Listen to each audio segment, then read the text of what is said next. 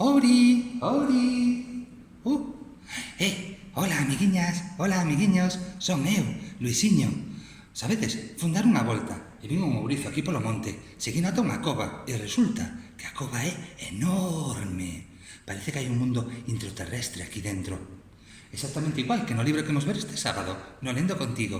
O sábado 30 de novembro, na Casa da Lectura, falaremos ao redor do libro Os ecos do lume, editado por Serais e escrito e ilustrado por Anso Fariña. Un libro superchulo no que nos conta as aventuras de Noa mentras busca a súa irmán Antón e coñecer unha chea de personaxes increíbles como Whis, Ouri e outros moitos, vale?